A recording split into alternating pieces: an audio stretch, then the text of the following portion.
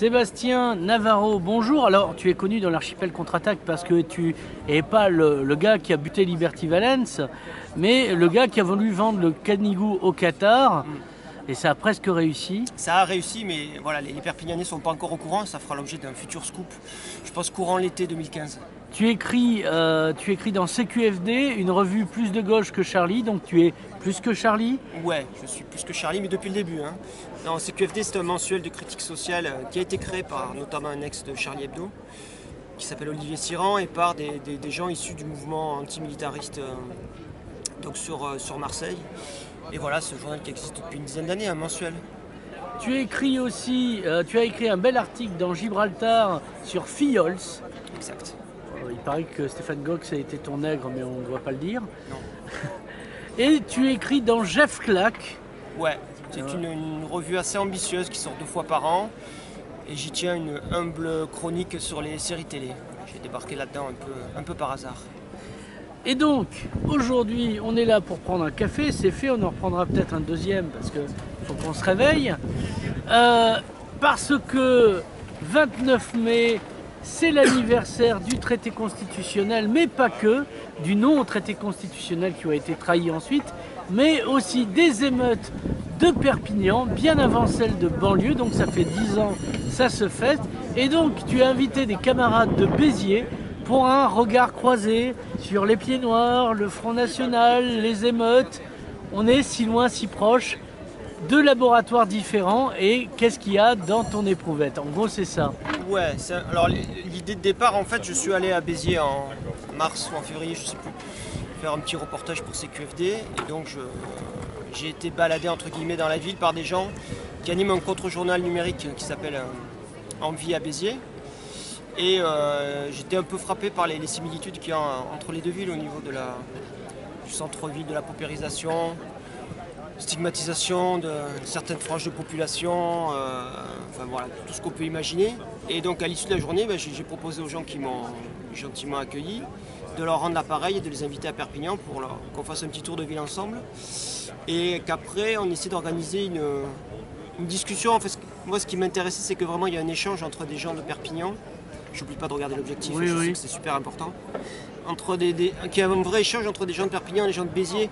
Que ce soit pas simplement les gens de Béziers qui viennent cracher sur Ménard, parce qu'à la limite Ménard on pourrait s'en foutre complètement, oui, il voilà. fait son show, bon voilà.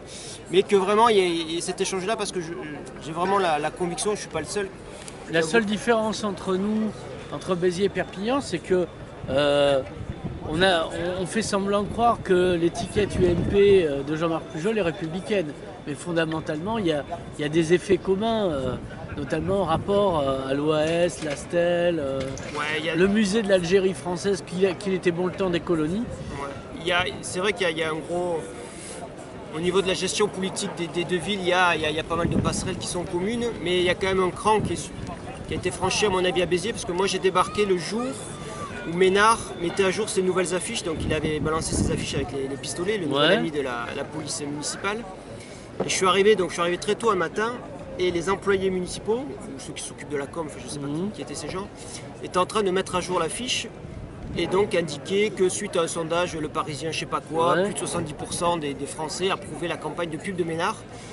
Et je te prie de croire que quand tu te balades dans une ville et que tu vois ces affiches placardées partout, à côté d'écoles, à côté de lieux publics et tout, avec des gros pistolets puis cette flamme tricolore, il y a quand même quelque chose qui se passe au niveau émotionnel, au niveau viscéral, quoi. Est-ce que c'est pas parce que tu es gauchiste et donc plus sensible qu'un autre à ce type de manifestation? Justement, j'essaie de me soigner, notamment en te fréquentant.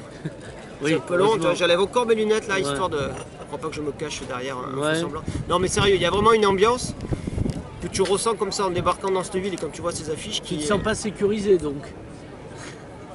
Non, tu te sens une sorte de tension un peu impalpable, en même temps tu sens pas du tout d'agressivité. Enfin, Et puis surtout, les gens que j'ai rencontrés avaient une superbe énergie, quoi. Ils étaient vraiment...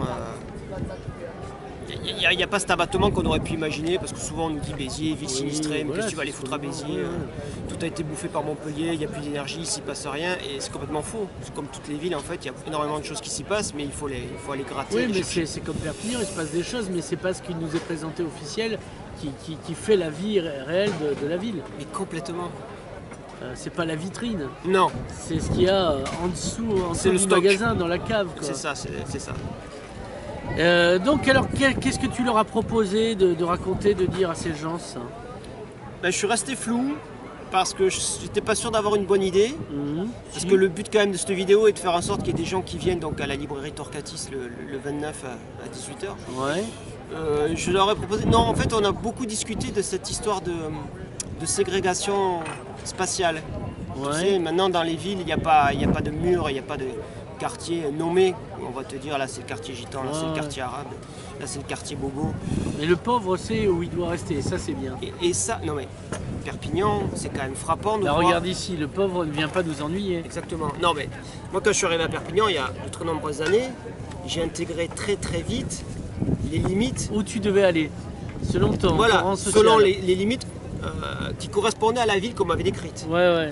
Et notamment si tu vas un peu plus haut, là, que tu dépasses la médiathèque, voilà, on m'avait présenté cet endroit-là, Oui, un il faut peu. pas y aller. Cet endroit où tu as vécu de nombreuses années, Saint-Jacques donc. Ouais. Et je crois que arriver à décrypter ça, à mettre des mots là-dessus, c'est super important pour comprendre ce qui se passe au niveau politique aujourd'hui. Cette histoire de vraiment de ségrégation et pas qu'à l'intérieur de la ville, puisque tout ce qui se passe en zone périurbaine, c'est lotissement où Oui. on vit un emmerdement pas possible. Bah, Participe aussi. c'est l'allégorie de la caverne moderne, quoi, où les gens ne perçoivent le monde que au travers de leur grand écran LCD, et à l'extérieur, quand ils s'aventurent, c'est au supermarché. Mm. Donc il n'y a plus de rencontres. Il n'y a plus de rencontre. Donc il y a l'imaginaire de l'autre. Je dois dire quelque chose là? Ouais, tu peux répondre. Ouais. Oui, il y a l'imaginaire de l'autre, il y a le fait qu'à partir du moment où tu vis coupé comme ça du collectif et que ta seule source d'information c'est la petite lucarne télévision ou internet, tu es super vulnérable et à partir de là tout le discours, tout le tout discours passe, sécuritaire, il y a tout, t'avales tout. Et moi je vis, bon, je peux le dire, hein, je vis à Toulouse, qui est quand même pas la banlieue la plus chaude de Ouais. Perpignan. On est passé depuis 2-3 mois, le quartier où je vis là, à adopter le dispositif des voisins vigilants. C'est important. Donc à l'entrée du village, qui est le village de gauche, donc, Ouais. je trouve c'est Un socialiste, cette, hein, on va pas- ouais, cette pancarte là, attention, la ville a passé un contrat avec la police municipale et patati patata. Moi, je trouve ça bien. Voisins Mais ça me vigilants. rappelle les années 40, les années où j'ai fait de l'argent avec le marché noir, c'était très bien.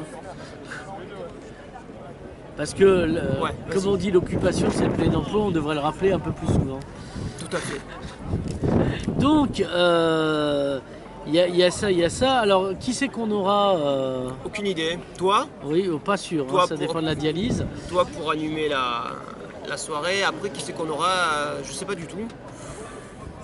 On doit faire des pronostics, c'est ça? Non, il faut.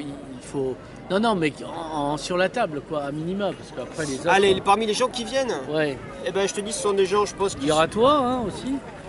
des gens qui animent ce contre-journal. Je pense qu'ils sont tous plus ou moins encartés ou dans des syndicats, des assos ou Ouais. des partis politiques, mais je les ai rencontrés vraiment à titre individuel. Donc s'ils viennent là, c'est vraiment à titre aussi de.